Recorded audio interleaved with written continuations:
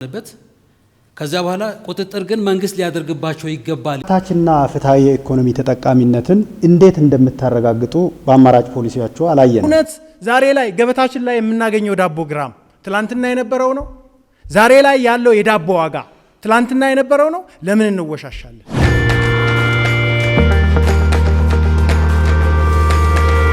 የምርት እድገት በተለይ ስንዴው ለውጭ ገዢዎች ቅድሚያ ለምንድን ነው ያደረጋችሁት? ያለመድነው ነገር ማጣጣም መላመድ ትንሽ ጊዜ ይፈልጋል። ግና ብዛ ዘርፍ ብዛ ኢኮኖሚ ይላል።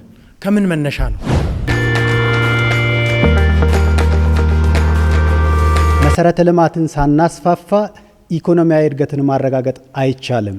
ኮሪደር ልማት ማለት የተሳለጠ መሰረተ ልማት ነው በከተሞች ማለት በኢትዮጵያ ላይ የተደረገ ነው፣ በውጭ ላይ የተደረገ ነው። የተሰሩን መልካም ነገሮችን እንወዳለን። ከከተማ ልማት አንፃር ኮሪደርን በጣም እንደግፋለን። የትኛውም ኢትዮጵያዊ የተረጂነት መንፈስ የለበትም።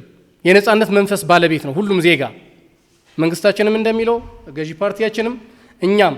ነገር ግን በተጨባጭ ከተረጂነት መንፈስ ለማውጣት የሚያስችል ፖሊሲ ያስፈልጋል። ብልጽግና ፓርቲ አዲስ የግብርና ፖሊሲ ነድፏል።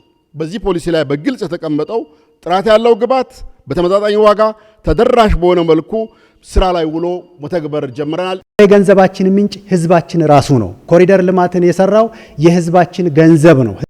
አሁን አንዳንድ የገንዘብ ምንጮች በፓርላማ በተለያየ መልኩ ይመጡና ሀገራት በሚኖራቸው አግሪመንት ፓርላማ ላይ ጸድቆ ነው።